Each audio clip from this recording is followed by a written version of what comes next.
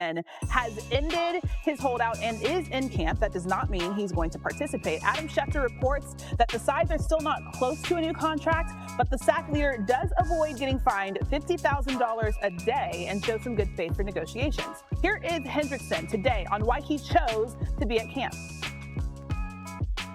You know, things are exactly the same.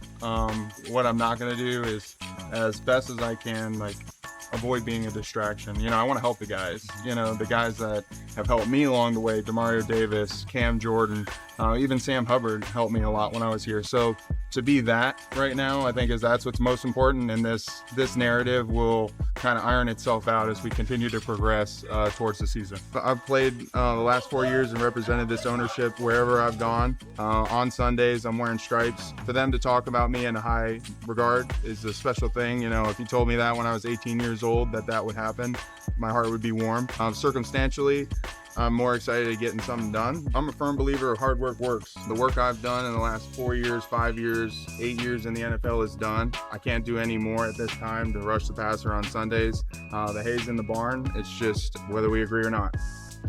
Somewhat optimistic there. Bengals beat reporter Ben Baby joins us now live from Bengals camp as well. Ben, we just heard from Trey Hendrickson himself. What did you see and hear today from Hendrickson with him back at camp? You know, for starters, when Trey walked out there, he almost looked like Prince Charming in one of those Shrek movies. Hair was flowing a little bit, making sure he was smiling and waving. He was in a very good mood. He was excited to be out at camp, and guys were excited to have him out there. I watched Trey extensively throughout the day, and even though he wasn't participating, he was still a very intense observer. He was standing by the defensive line, and we saw most notably him giving tips to a lot of the younger players, such as Shamar Stewart, the first-round pick who just ended his own contract dispute, and Miles Murphy, this first-round pick from a couple years ago. And Hendrickson wanted to make sure that he gave them pointers as they went through drills. And Murphy told me that it was almost like having another coach out there at camp. And in talking to guys, including Joe Burrow, they all valued having Trey here. They enjoy the energy that he brings. Burrow said it is a unique energy, and they are all hopeful that something can get done between now and the start of the season, but that remains to be seen. The other thing about Prince Charming is he's very confident, and Hendrickson seems to be so as well. So what seems to be keeping this deal from getting across the finish line? Yeah, definitely not lacking in confidence. He said he's ready to go right now if needed. But, you know, the one thing that keeps coming up, and I spoke to him about this today, was the guaranteed money. I think that's the big thing. I know our Adam Schefter has reported on this, that they might be close in value, but the guarantees are maybe where they're off. And what's unique about this is Hendrickson is looking for guarantees past the first year of his deal, which is something the Bengals do not typically do in veteran contracts. Joe Burrow and Jamar Chase are a couple of the exceptions. And knowing that, I asked Jamar a couple days ago, I said, why is it so important for players to get that in their deal? And Jamar flipped it on me. He said, well, who are the kind of players who get that? And I said, well, the good ones. And he goes, my point exactly. And for Hendrickson, it's not just about the status. He also wants a security that comes with that. That was something that he hit home often. So now it's a matter of both those sides coming to the middle and getting him ready on the field for the upcoming season. All right, we'll see if they're able to get something done. Ben Baby, thank you very much. Let's bring in our front office insider, Mike Tannenbaum.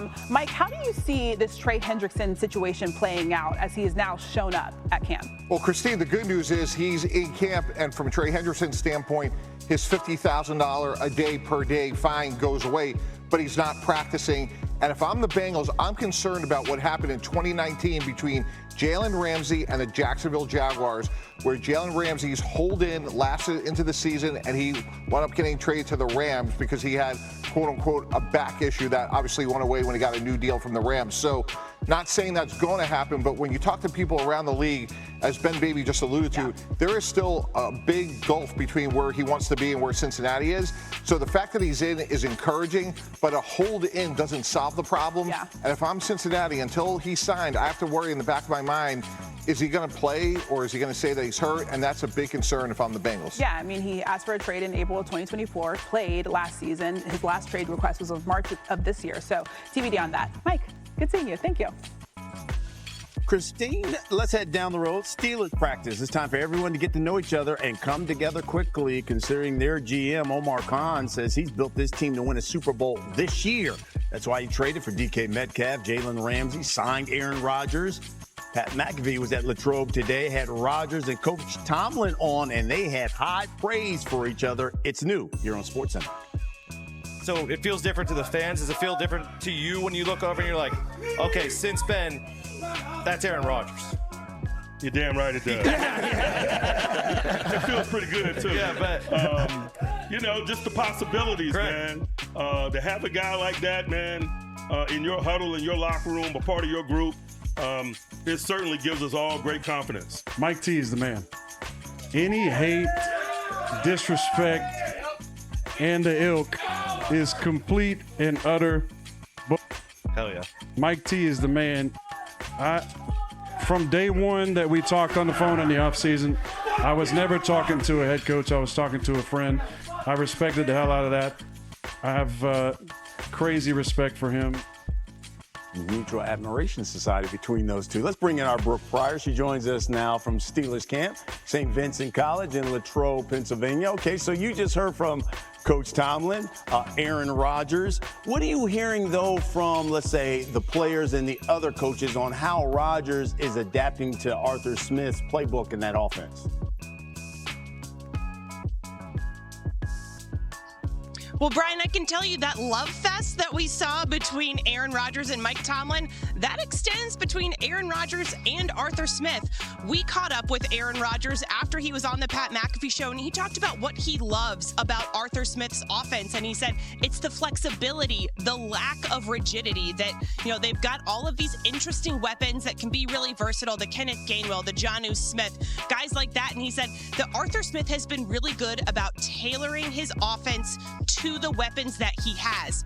One thing I thought was interesting, though, is that Rodgers admitted he is not an expert on this offense yet, that center Zach Frazier has been making some of the calls for him. And he said, look, man, I appreciate that you're, smart here, but I'm going to take this over at some point.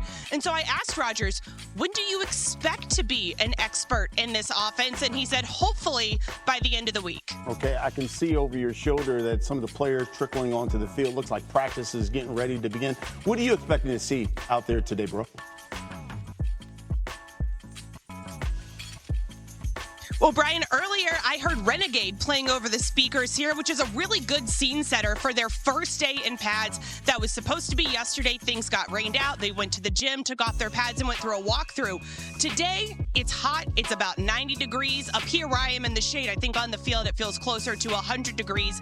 They're in full pads. And Aaron Rodgers said he's looking forward to seeing the tackling because he doesn't think he's been in a training camp practice or any practice for that matter where there has been full tackling the entire time. He said he thinks it's maybe been a decade since then. He said, on some of these run drills, he might try to look for DK Metcalf or Calvin Austin in a one-on-one situation and, free the ball that way. Instead, he said, I think I might hand it off to Jaylen Warren and let him just attack a heavy box.